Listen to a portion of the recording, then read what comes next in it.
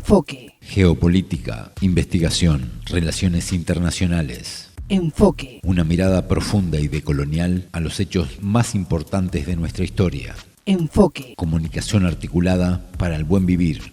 Pueblos con memoria. ¿Qué potencial de crecimiento tiene la derecha radical en América Latina? Bienvenidos, bienvenidas. Esto es Enfoque, con Alejandra Patrone y la producción de los pueblos y movimientos articulados en Avia Yala Soberana. Hoy pondremos nuestra mirada, nuestro foco, en la derecha latinoamericana, su proyección a radicalizarse y las alternativas que presenta la izquierda, junto al académico argentino Andrés Tiesman, licenciado en Ciencia Política y docente en la Facultad de Ciencias Sociales de la Universidad de Buenos Aires. El tema del día. El surgimiento de la derecha radical en América Latina y el Caribe se enfrenta a la lucha y la resistencia de los pueblos y movimientos sociales de la región. Con un discurso negacionista que reivindica las dictaduras cívico-militares, contrario a la migración y las políticas sociales, teniendo como bandera el nacionalismo étnico, la ultraderecha, entre otras cosas, se focaliza en ganar cada vez más terreno en la región, aprovechando el desencanto ciudadano del sistema político electoral. La entrevista. Y a partir de este momento hacemos contacto con Argentina. Aquí se encuentra nuestro entrevistado, Andrés Seiman, él es licenciado en Ciencia Política y docente en la Facultad de Ciencias Sociales de la Universidad de Buenos Aires. Andrés, bienvenido a Enfoque, ¿cómo estás? Es un gusto recibirte. ¿Qué tal? Un placer estar con ustedes. El gusto es nuestro. Hasta hace unos años, la derecha y en especial la ultraderecha era observada desde América Latina como un fenómeno lejano. Sin embargo, la región está dando muestras de un crecimiento de este fenómeno. ¿Cómo se explica esta situación?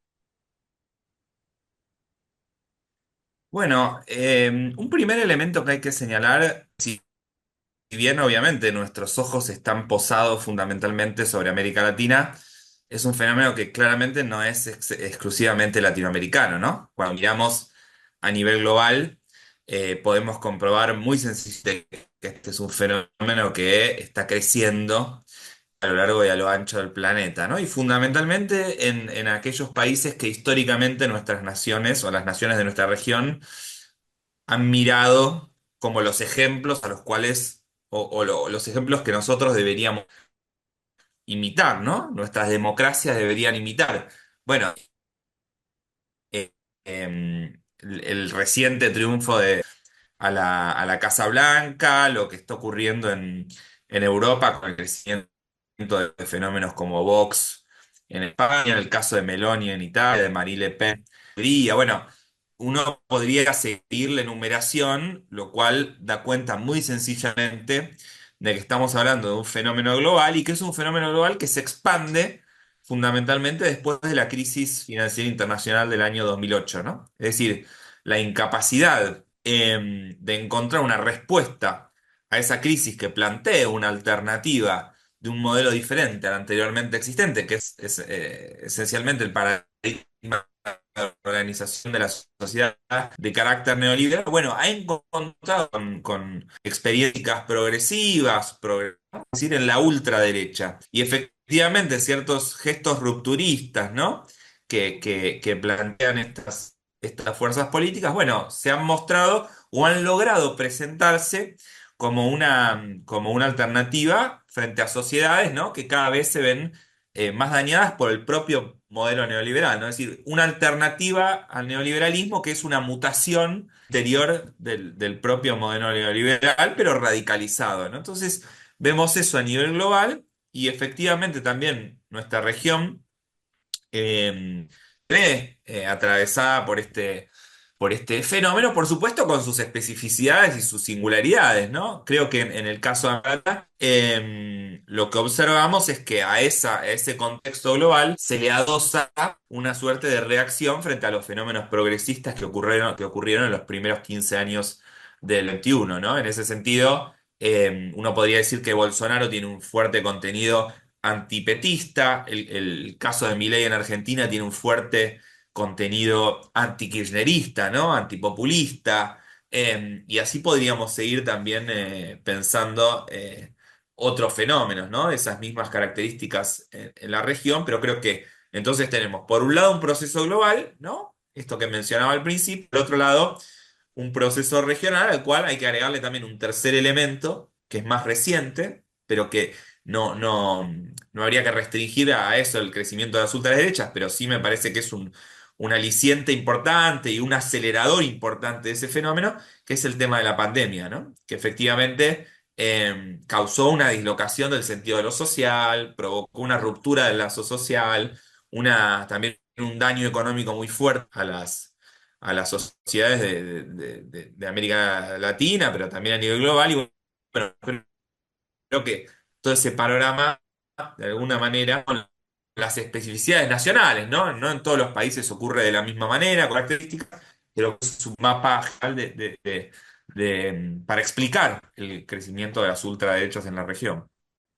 Andrés, ¿y qué potencial de crecimiento tiene la derecha radical en América Latina? ¿Qué tan posible es que se vaya imponiendo en la región? Bien, bueno, creo que allí hay un problema muy serio que aparece con el triunfo de Trump, ¿no? En ¿Sí? Estados Unidos, porque nuestra región se inscribe históricamente geopolíticamente en el marco de las relaciones estratégicas con Estados Unidos, ¿no? Es decir, para Estados Unidos, América Latina es un área de influencia muy fuerte y como sabemos, la política internacional de Estados Unidos hoy está fuertemente atravesada por la confrontación con China, ¿no? Es decir, ¿Mm? y Estados Unidos entonces va a intentar por todas las vías eh, lograr que América Latina no se inscriba, o los países de América Latina no se inscriban en la égida del gigante asiático, ¿no? Entonces, Trump expresa una política más agresiva en ese sentido, una política internacional más agresiva en ese sentido,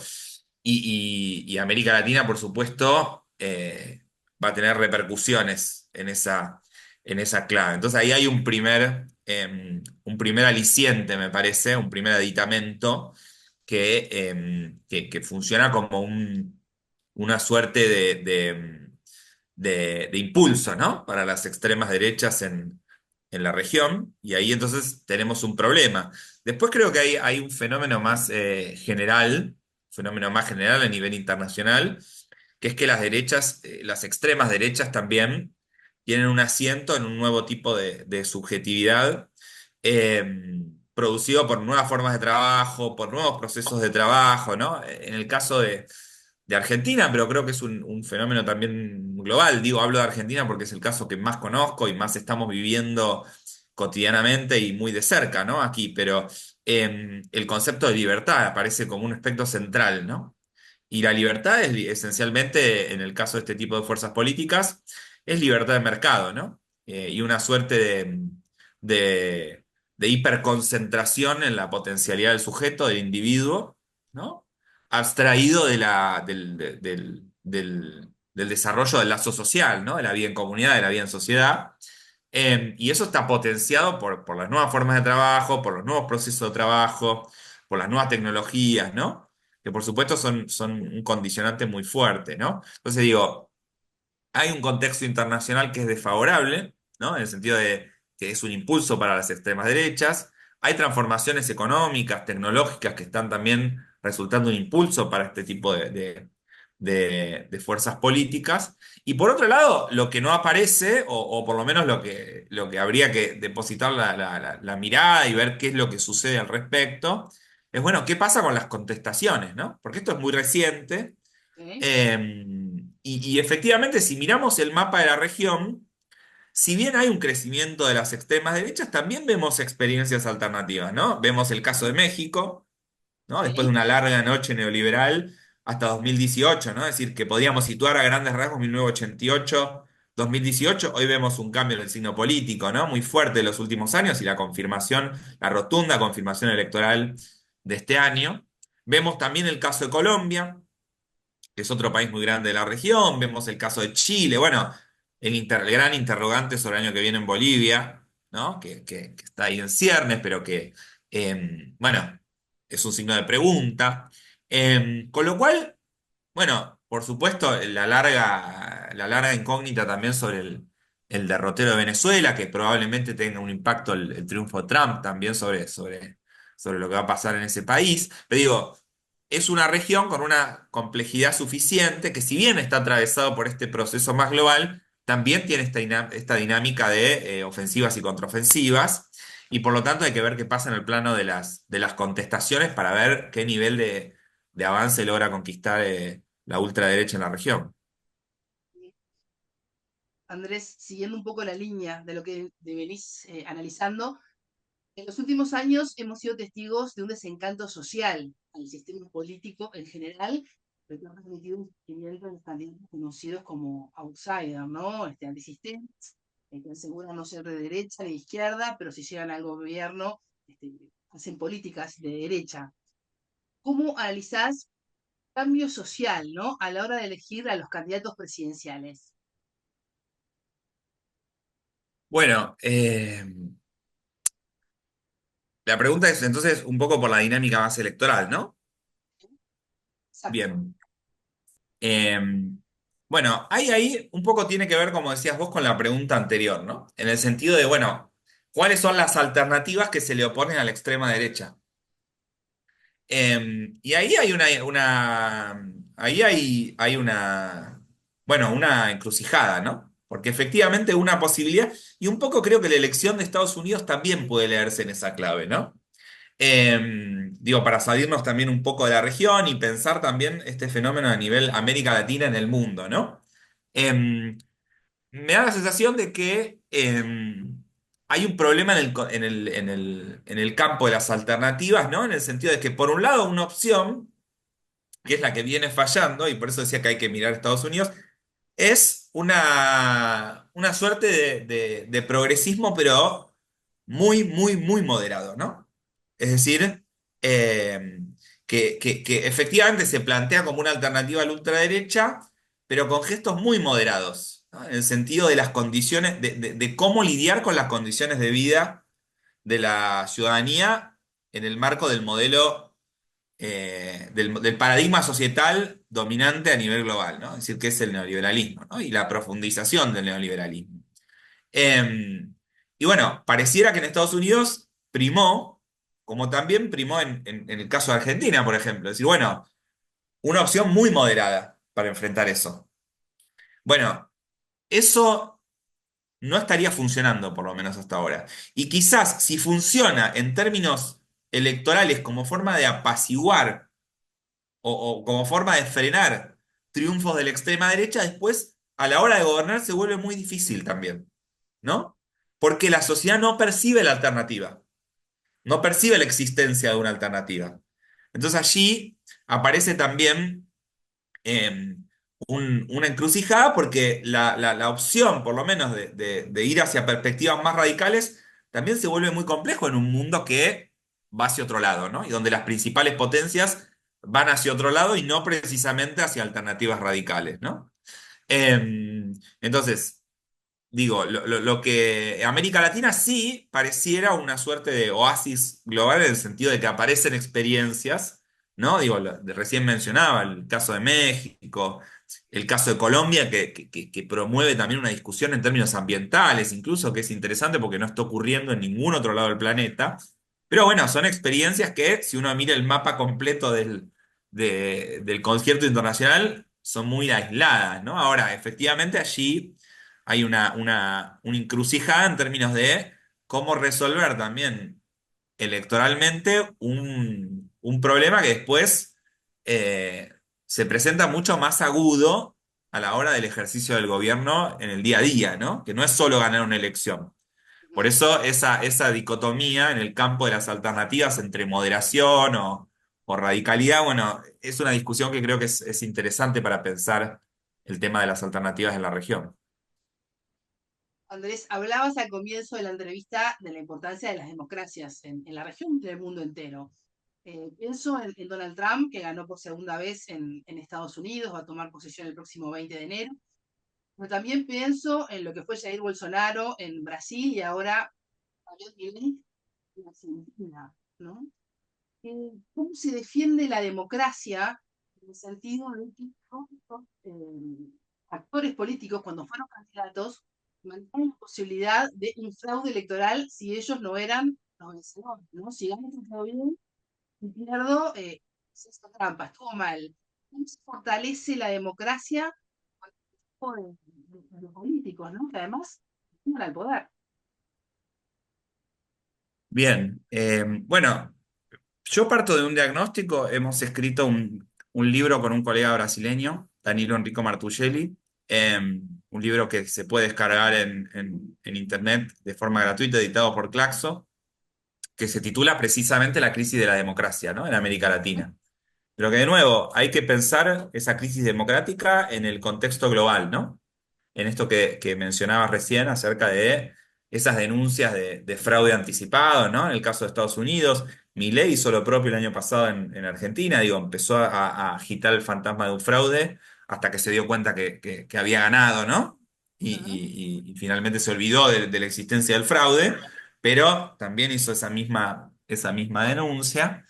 Creo que tiene que ver con un contexto también de debilidad del modelo societal, esta idea de crisis, ¿no? Del proyecto neoliberal y esta alternativa radicalizada, es decir, una alternativa que, eh, si bien es fuerte en términos de sus triunfos electorales, es fuerte en su capacidad de irradiación en la ciudadanía, es débil en términos de su capacidad de reproducción ampliada, en su capacidad de reproducción sostenida, con fuerza, con bases materiales sólidas, ¿no? Para conformar al conjunto de las ciudadanías en cada uno de los países. Y creo que en definitiva, el problema de la democracia hay que pensarlo en el campo, lo que señalaba en la pregunta anterior, ¿no? En el campo de las alternativas. Es decir, ¿qué otro modelo alternativo existe en relación a este, ¿no?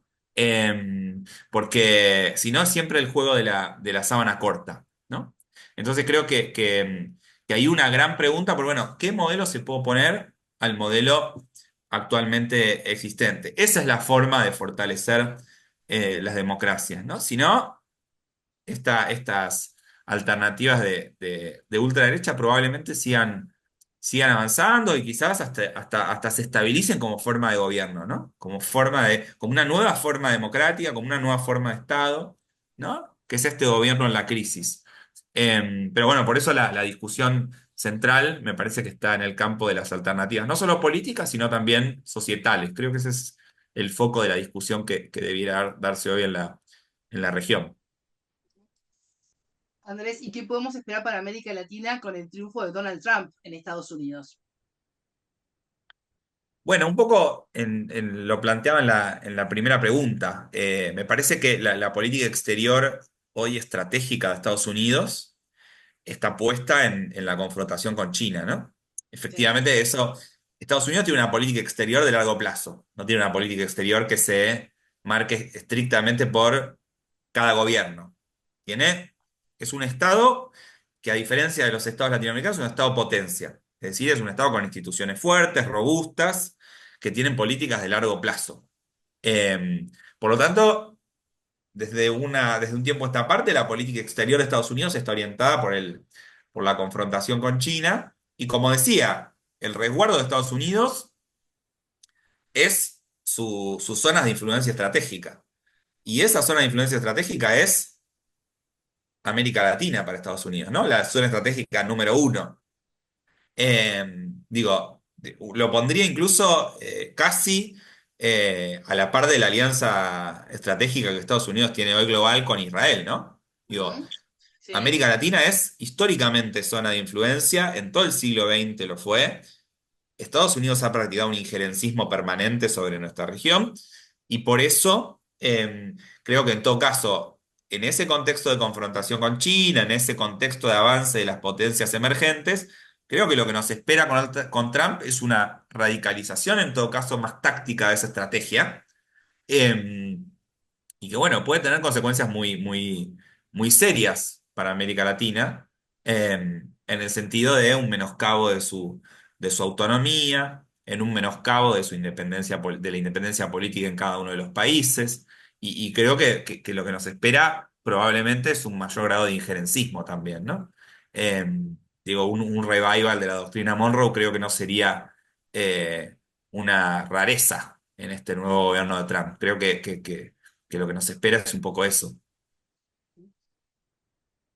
Andrés Seyman, licenciado en Ciencia Política y docente en la Facultad de Ciencias Sociales de la Universidad de Buenos Aires. Muchas gracias por estos minutos con Enfoque. No, por favor, muchas gracias a ustedes por el contacto. Decirles a ustedes que ya se viene la frase del día, pueden volver a escuchar este programa en www.radiovictoriafm.com. Tengan todos ustedes una excelente jornada, buena vida para todos. La frase del día.